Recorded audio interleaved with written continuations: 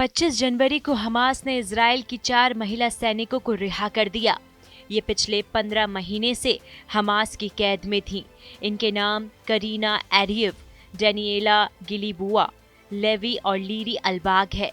Hamas ने इन्हें सामाजिक संस्था रेड क्रॉस को सौंपा, तो वहीं 5 गाड़ियों में दक्षिणी इजराइल के कैंप लाया गया। इसके बाद इन्हें इजराइल डिफेंस फोर्स IDF को सौंप दिया गया।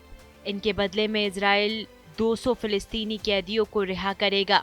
ये चारों बंधक उन 7 महिला सैनिकों में शामिल हैं जिन्हें 7 अक्टूबर को नाहल औज एयरपोर्ट से अगवा किया गया था।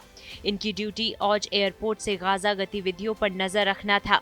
इससे पहले 19 जनवरी को हमास ने इजराइल की 4 महिला बंधकों को छोड़ा था।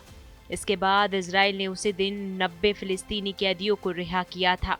इजराइल डिफेंस फोर्स यानी IDF ने कहा कि वापस लौटे बंधकों को दक्षिणी इजराइल में कैंप ले जाया गया, जहां पर उनके परिवार के लोग भी थे। इजराइल के तेल अवीव के हॉस्टेजेस स्क्वायर में टीवी स्क्रीन पर इन चारों इजरायली सैनिक बंधकों को रिहाई का लाइव प्रसारण हुआ, जहां इसे देखने के लिए सैकड़ों लोग जमा हुए।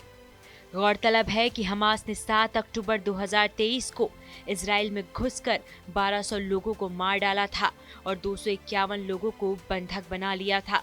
इससे कुछ घंटे बाद इजरायली सेना ने गाजा पर हमला बोल दिया। तकरीबन 1.5 साल तक जंग चली। इजरायली फोर्स ने गाजा के कई इलाकों पर भीषण हमले कर हमास का नेटवर्क तबाह कर दिया। जनवरी 2025 में कतर की राजधानी दोहा में इजराइल सीज फायर के लिए तैयार हुआ। सीज फायर डील में कतर के अलावा मिस्र और अमेरिका ने भी अहम भूमिका निभाई। सीज फायर डील 3 फेज में पूरी होगी। इसमें 42 दिन तक बंधकों की अदला बदली की जाएगी। पहले फेज में 19 जनवरी से 1 मार्च तक चलेगा। इस दौरान गाजा में पूरी तरह युद्ध विराम रहेगा। साथ ही इजरायली सेना गाजा की सीमा से 700 मीटर पीछे लौटेगी।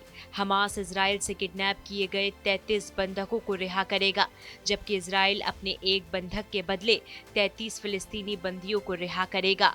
हर इजरायली महिला सैनिक के बदले 50 फिलिस्तीनी बंदियों को रिहाई मिलेगी।